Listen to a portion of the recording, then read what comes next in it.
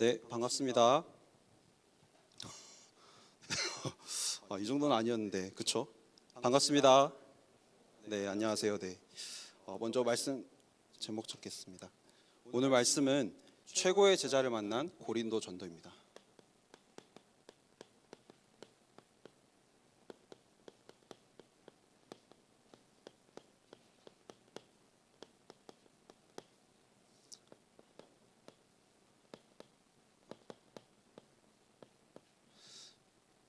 네, 오늘 이 시간이 이 예배 시간을 통해서 완전히 복음만 각인되는 시간 되시길 바라겠습니다. 예배를 통해서 우리에게 주신 말씀 가지고 내 안에 빛의 망대를 세우는 시간입니다. 그리고 기도의 망대를 세우는 시간입니다. 그래서 예배드리는 이 시간이 하나님을 만나는 시간입니다. 영적인 존재인 인간에게 하나님을 만나는 것만큼 중요하지 않은 건 없어요. 그게 가장 중요하고 중요한 게 없어요. 가장 중요하고 하나님을 반드시 만나야만 하는 겁니다. 만남에 대해서 말씀드렸는데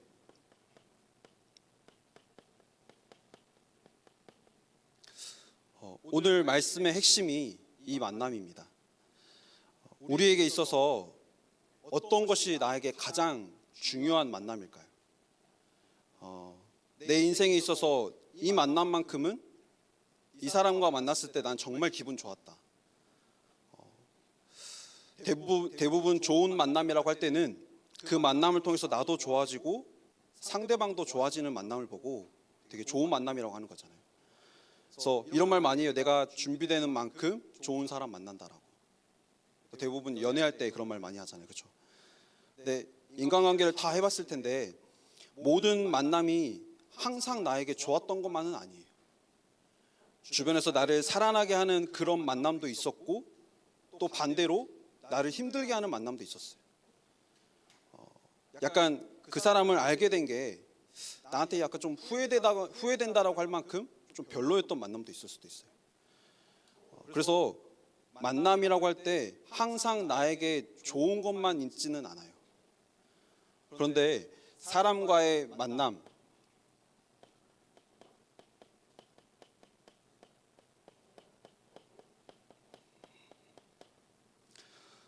사람과의 만남에 있어서는 이렇게 나를 좋아지게 하기도 하고 내가 기분 좋기도 하고 그렇지만 무조건 나를 살리게 하는 만남이 있어요. 바로 하나님과의 만남은 나를 항상 무조건 살리게 하는 만남입니다. 그래서 하나님 떠난 인간에게 뭐가 제일 복음이냐라고 물어봤을 때는 당연히 하나님을 만나는 것이 제일 복음인 겁니다. 마귀에게 속아서 죄를 짓고 하나님을 떠나면서부터 그 순간부터 저주와 재앙과 멸망의 길을 걸어갈 수밖에 없었어요. 그런 인간에게 다시 하나님을 만나게 한다. 그것만큼 복음은 없는 겁니다. 로마서 8장 2절에 이는 그리스도 예수 안에 있는 생명의 성령의 법이 죄와 사망의 법에서 너를 해방하였습니다. 예수가 그리스도 되심으로 생명의 성령의 법이 죄와 사망의 법에서 우리를 완전히 해방시키신 겁니다. 예수가 그리스도 되심으로 우리에게 뭘 열어주셨냐? 하나님 만날 수 있는 길을 열어주신 겁니다. 그래서 우리가 예수 그리스도를 통해서 하나님을 만나게 된 거예요. 하나님을 만나게 된 우리는 반드시 살아나게 되어 있습니다. 그래서 하나님을 떠나서 죄와 사망의 법으로 날마다 죽어갈 수밖에 없는 영혼이었고 그런 존재였고 늘 사탄에게 노예되고 포로되고 속국된 상태로 살아갈 수밖에 없는 인생인데 이런 인간에게 가장 최고의 성공이 뭐냐? 바로 하나님을 만나는 거라는 거예요. 에베소서 2장 1절에 그래야지 허물과 죄로 죽었던 우리가 다시 살아나는 겁니다. 하나님을 떠나면서부터 오는 문제이기 때문에 하나님을 다시 만나는 것만이 나를 살리는 거예요. 그래서 모든 사람에게는 하나님을 만나야 되는 거고요. 하나님을 만날 때 우리는 다 살아나는 겁니다. 사람과의 만남에 있어서는 나를 힘들게 하기도 해요. 그렇지만 하나님과의 만남은 항상 나를 살리게 하는 만남이라는 사실입니다. 반대로 내가 인간이 하나님을 떠나서 뭔가 성공한 것 같고 육신적으로도 뭔가 다 가진 것 같고 뭔가 남들이 부러워할 만한 위치에 있는 것 같지만 하나님을 떠난 상태라 그러면 그 상태는 반드시 실패할 수밖에 없는 상태입니다. 주인이 이미 마귀이기 때문에 마귀 따라서 지옥에 갈 수밖에 없는 존재인 거예요. 교회 안에도 이런 사람들이 되게 많아요.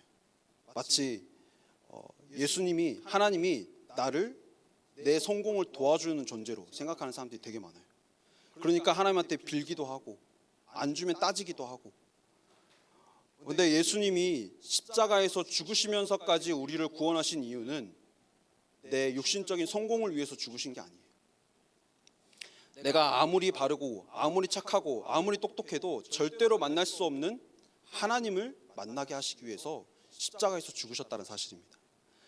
그래서 내가 하나님을 만나지 못한 존재로 내가 성공했다? 실패할 수밖에 없는 것이고, 내 모습은 지금 나는 하나님을 만났고 그 하나님이 내 인생을 책임지신다? 그러면 그 인생은 반드시 성공하는 인생이라는 사실입니다. 우리의 성공의 기준이 완전히 바뀌시길 바랍니다. 내가 오늘 하나님을 만났느냐, 하나님을 만나지 못했느냐. 로마서 3장 23절에 모든 사람이 죄를 범하였으며, 이 만남은, 하나님을 만나는 그 만남은, 나를 살리게 하는 것은 사람을 통해서는 절대 얻을 수가 없어요. 죄인은 하나님의 영광에 이르지 못한 상태입니다.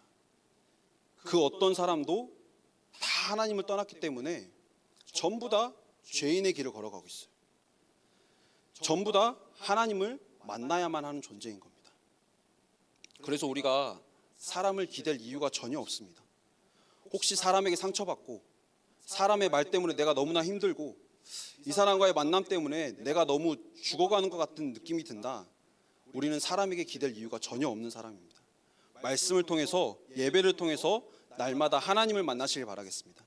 하나님을 만나시고 하나님을 통해서, 하나님 만남을 통해서 내가 살아나는 것을 날마다 체험하시길 바라겠습니다. 왜냐하면 그렇게 만들어진 게 하나님이 창조하신 그 창조의 원리이기 때문에 그래요. 원리가 깨졌기 때문에 인간은 불행할 수밖에 없고, 원리를 다시 회복하는 그 길은 예수 그리스도를 통해서 다시 하나님을 만나는 것입니다. 그래서 우리가 빨리 깨달아야 돼요.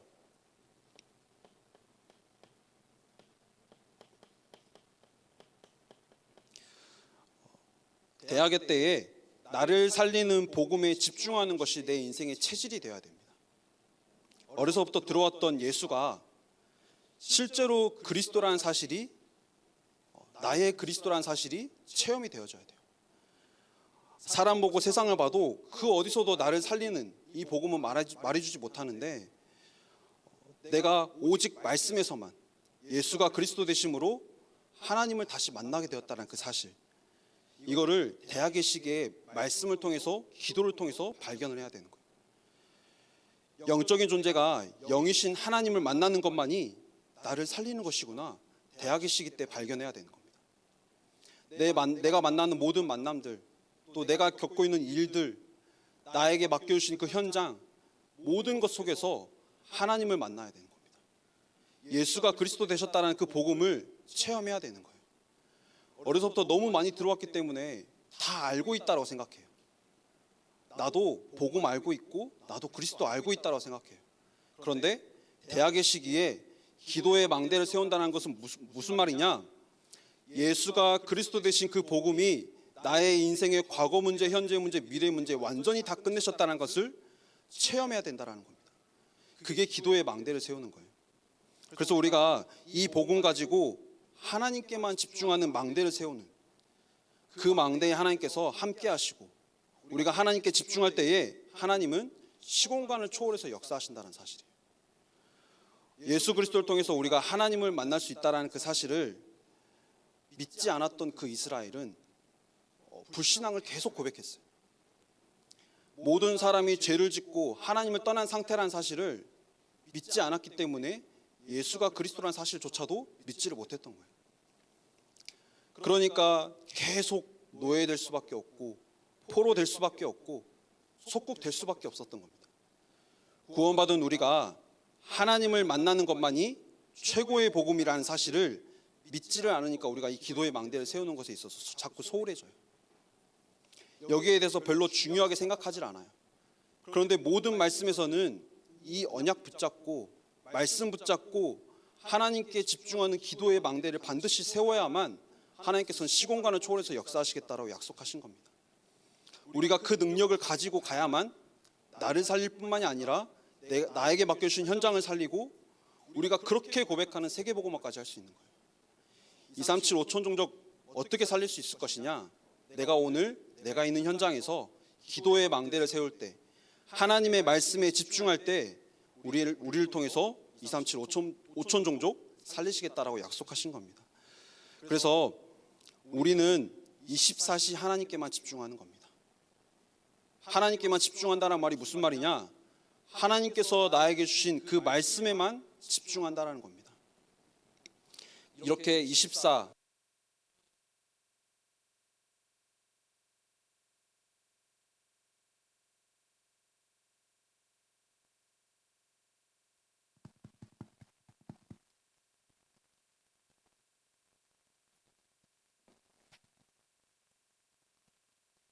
네, 이것도 한 칸입니다. 네. 이거 잘 들리나요? 네. 내가 하나님께 집중하는 기도의 망대를 세우고 기도의 등불을 켜는 자에게 하나님께서는 만남의 축복을 허락하시는 겁니다. 그 만남이 어떤 만남이냐?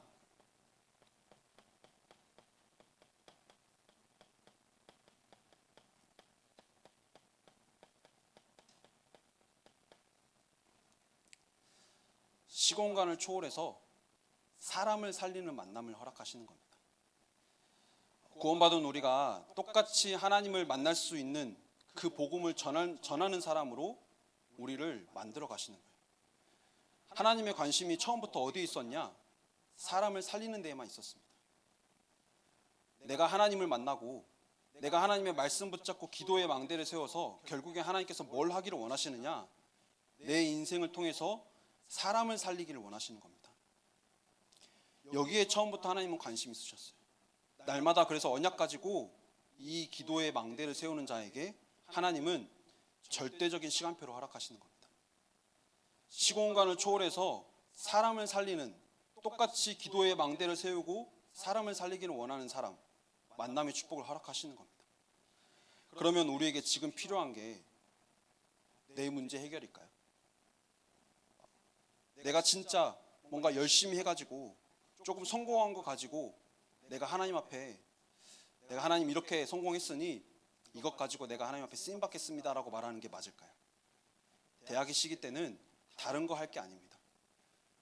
내가 진짜 하나님께만 집중하고 말씀에만 집중해서 하나님께서 주시는 그 힘, 시공간을 초월해서 역사하시는 그 힘 가지고 내가 학업도 도전하고 내 삶에도 도전하는 거예요. 그럴 때 하나님은 그 사람을 통해서 사람을 살리시는 겁니다. 똑같이 만남의 축복을 허락하셔서 사람을 살리시기를 원하시는 겁니다. 그래서 이사야 6장 8절에 보면 보좌에 앉으신 주님이 이사야에게 나타나서 이스라엘이 다 죽게 되었는데 내가 누구를 보내야 될까? 누가 나를 위해서 갈 건가? 라고 물어봤을 때 기도의 망대를 세우고 기도의 등불을 켜고 있었던 이사야에게 하나님께서는 언약을 허락하시는 겁니다. 그리고 그 언약에 이사야가 고백하죠. 내가 여기 있나이다, 나를 보내소서. 이 언약 가지고 똑같이 하나님께 집중하지 않아서 노예되었고 하나님의 말씀에 반응하지 않아서 포로되었던 그 이스라엘, 그래서 하나님께만 집중해야 된다라는 이 언약을 전달한 이사야를 통해서 하나님의 시간표에 하나님께서는 시공간을 초월해서 이사야가 죽고 난 뒤에 이스라엘을 살리는 다니엘과 에스더 같은 렘넌트를 세우신 겁니다. 그래서 지금 내 모습이 아무것도 아닌 게 맞아요. 나는 지금 나는 내 삶에서 오늘 사모를 하는 것도 나는 너무 벅차요. 그게 맞아요. 그런데 육신의 눈으로 본다 그러면 나는 실패한 것 같고 그게 맞지만 하나님의 형상대로 지음받은 우리가 오늘 하나님의 말씀에 집중하며 내가 하나님께 집중한다 그러면 하나님이 나를 알고 계시기 때문에 하나님이 지금 나를 인도하신다라는 그 이 언약 붙잡고 집중하는 자에게 하나님께서는 함께 하시겠다라고 약속하신 겁니다. 그러면 반드시 하나님의 시간표에 우리는 시공간을 초월해서 사람을 살리는 제자와의 만남을 우리에게 허락하시고 또 237 살리는 증인의 축복을 우리에게 허락하실 줄 믿습니다. 오늘 우리가 읽은 본문의 내용이 이 말씀입니다.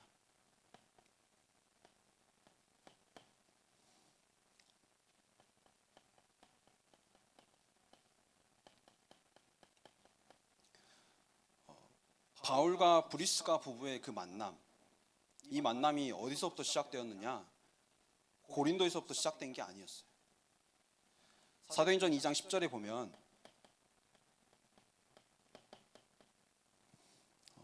로마에서 온 나그네가 나오는데 그 나그네가 바로 브리스길라 아굴라 부부인 겁니다. 마가다락방 오순절 날에 성령이 임한 그 현장에서 함께 있었던 자들인데 그들이 그 언약을 가지고 기도의 망대를 세우고 자기가 있는 그 현장에서 기도의 등불을 켜고 있었던 거예요. 또 보면 사도행전 9장에 10절 15절에 아나니아가 나옵니다. 하나님의 사람이었던 아나니아, 그 아나니아가 자기가 있는 현장에서 기도의 망대를 세우고 있었어요. 그러니까 하나님이 바울을 만나게 하신 겁니다. 그리고 그 바울이 거기서 하나님을 만나게 되고 거기서 하나님의 이름을 이스라엘에게, 이방인들과 임금들과 이스라엘 자손들에게 전할 택한 나의 그릇이라는 그 언약을 가지고 세계복음화하게 하시는 겁니다. 무슨 말이냐면 오늘 읽은 우리가 본문 말씀처럼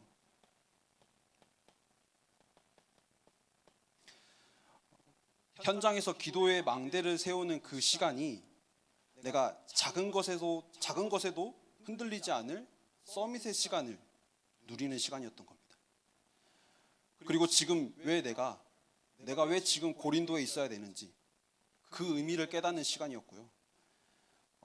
그래서 내가 하나님을 향한 집중을 할 때 하나님이 생각과 나의 마음을 지켜주시는 거예요. 그리고 내가 내 능력이 아닌 하나님의 능력을 구하는 기도, 그 기도가 나는 하나님 앞에 하나님께만 집중하는 기도를 드렸는데 하나님은 보좌의 축복을 내게 허락하셔서 시공간을 초월해서 다 준비하시고 하나님의 시간표가 되었을 때 하나님이 작정하신 237 살릴 만남들을 다 허락하셨다는 사실이에요. 브리스길라 아굴라 부부도 언약 붙잡고 자기들이 있는 그 현장에서 기도의 망대를 세우고 있었어요. 아나니아도 똑같이 하나님의 사람이었던 아나니아도 다메섹에서 기도의 망대를 세우고 있었어요. 그랬더니 바울과의 만남을 허락하셨고 또 이 바울이 또 하나님의 사람이 되어 기도의 망대를 세우고 있을 때 브리스길라 아굴라와의 만남을 허락하신 겁니다. 이걸 좀 더 자세히 보면요,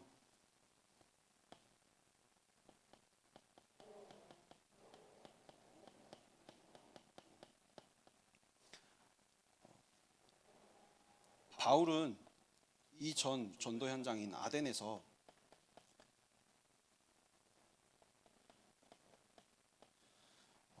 자기의 모든 지식을 가지고 철학자들과 변론하면서 쟁론했어요.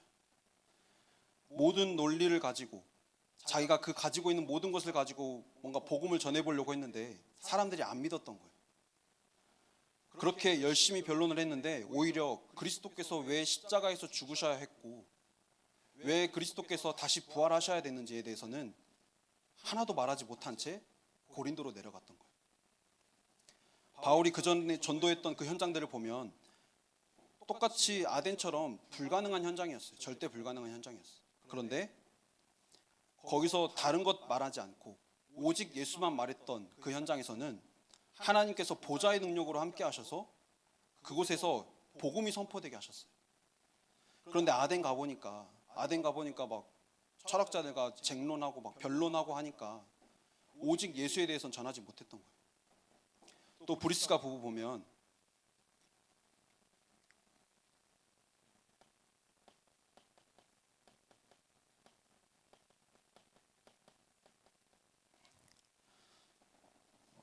자기의 삶의 터전이었던 로마에서 추방당한 겁니다.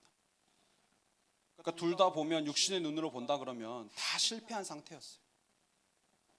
다 다 어려운 상황이에요. 바울은 자기가 가지고 있던 것, 자기가 체험했던 것 가지고 복음 전해보려고 했는데 완전히 실패했어요. 브리스가 부부는 자기가 가지고 있던 삶의 터전에서 다 쫓겨났어요. 그 당시 그냥 쫓겨났다는 거는 그냥 뭐 이사 가는 이런 정도가 아니라 죽을 수도 있었던 그런 쫓겨남이었어요. 이때 마귀가 이렇게 속이는 겁니다. 아, 나 완전히 망했구나. 이렇게 마귀는 계속 현실적인 문제들을 보여주면서 나에게 주시는 하나님의 계획과 하나님의 축복에 대해서는 계속 놓치게 우리를 속이는 겁니다.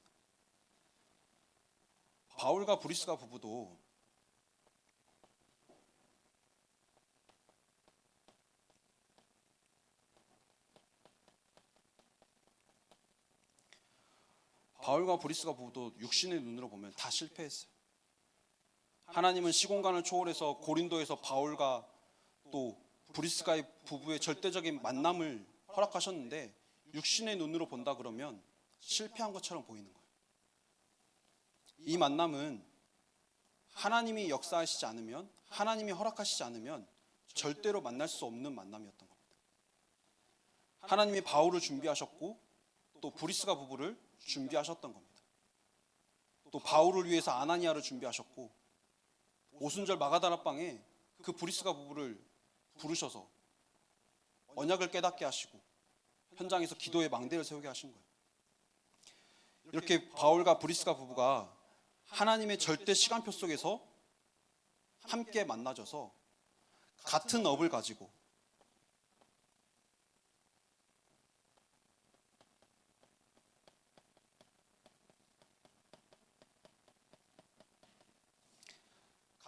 가지고 생활하게 하시는데 이때 그냥 뭐 브리스가 부부도 천막 만들고 바울도 천막을 만들 수 있는 기술이 있어서 그냥 좀 기분 전환할 겸 이때까지 실패했으니까 좀 쉬면서 기분 전환할 겸 천막을 만들었던 것이 아니라 꽤 오랜 시간 거기서 함께 천막을 만들면서 똑같이 기도의 망대를 세우고 있었던 겁니다. 이렇게 기도의 망대를 세우면서 안식일마다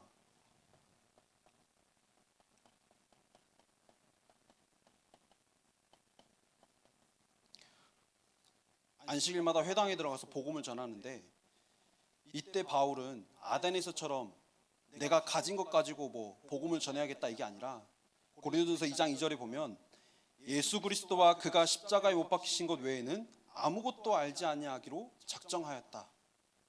무슨 말이냐면 내가 왜 그리스도께서 죽으셔야 했는지, 왜 그리스도께서 다시 부활하셔야 했는지,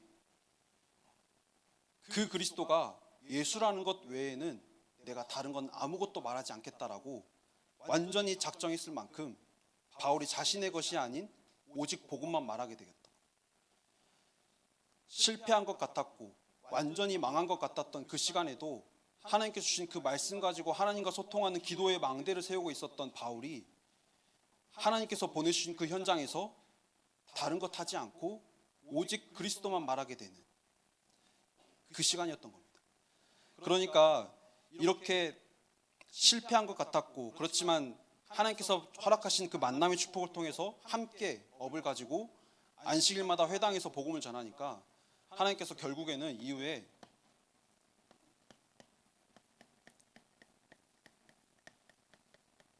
응답을 허락하시는데 바로 제자와의 만남을 허락하시는 겁니다. 바울을 통해서 바울을 만난 모든 제자들이 바울을 통해서 복음의 당위성에 대해서 듣게 되었어요. 왜 예수 그리스도께서 십자가에 죽으셔야 했는지, 왜 이스라엘이 왜 노예되고 포로되고 속국될 수밖에 없었는지, 이 문제를 해결할 수 있는 길은 오직 하나님을 만나는 길이고 예수가 그리스도 되심으로 십자가에서 하나님 만나는 길을 열어주셨다라는 이 복음의 당위성을 전달받은 겁니다. 그러니까 제자들이 바울과 함께하게 되었고 또 로마서 16장에 많은 제자들을 또 바울을 함께 만나게 돼요. 그 중에서 가장 중요한 대표적인 제자가 오늘 말씀에 나온 브리스가 부부인 겁니다. 이 브리스가 부부가 결국엔 나중에 바울을 돕는 동역자로, 식주인으로, 보호자로 바울의 전도에 함께 동참하게 된 겁니다. 오늘 우리에게 주신 이 말씀이 하나님께서 우리에게 보여주실 응답에 대해서 말씀해 주고 계시는 거예요. 하나님은 그 응답을 이미 다 준비해 놓으셨습니다. 그리고 우리를 창세전에 지명하여 부르시고 그리스도를 통해서 하나님을 만난 하나님의 자녀가 되게 하신 겁니다. 하나님의 자녀된 우리가 지금 이 자리에서 하나님께 예배드리는 이 예배를 통해서 또 예배를 통해서 주시는 이 말씀을 가지고 우리가 하나님께 집중하는 기도에 또 빛의 망대를 세우면 하나님은 반드시 세계복음화에 우리를 쓰시겠다라고 약속하신 거예요. 그리고 이 세계복음화마저도 내 힘으로 할 수 없기 때문에 하나님께서 제자와의 만남을 허락하시는 거예요. 그래서 결론으로 우리는